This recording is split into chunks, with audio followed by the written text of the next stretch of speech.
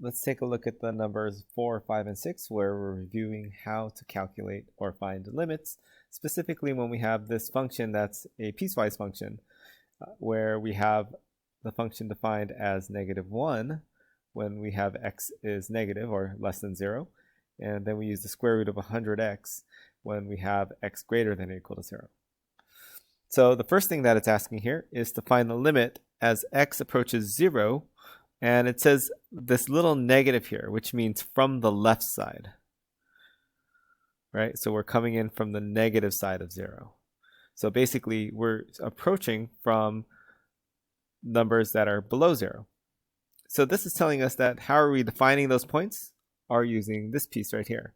So even though we don't have to graph it, just to kind of give you an idea of what's happening here, we have this function where when we're at below 0, we're not defined at 0 for this, but everything below it is going to just be defined at -1. And then when we hit the 0, then that's where it's going to be defined, and the square root of 0 is 0. And then it has a square root function that kind of just goes like this. So this is the idea that we're going from.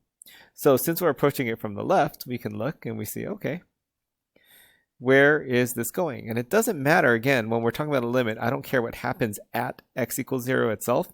We just want to see what is it approaching from the left side. And it's still approaching -1.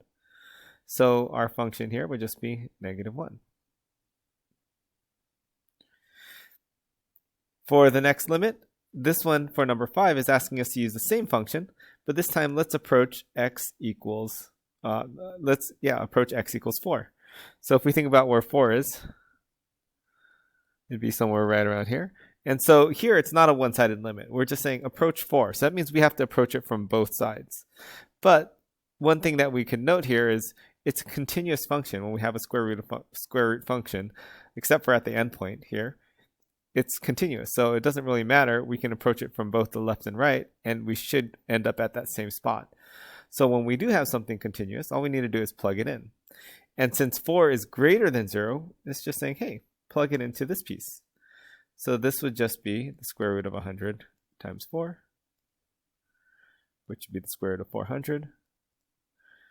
And so this would be just 20. Lastly, we're going to take a look at the same function, but this time we're finding the limit as x approaches -2. So if we're looking at our -2 side, we're on the left side of our 0, right? So we're in the negatives.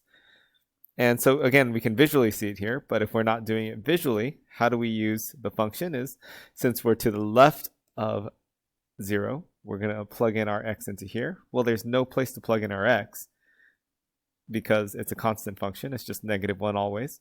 So the function will just be -1.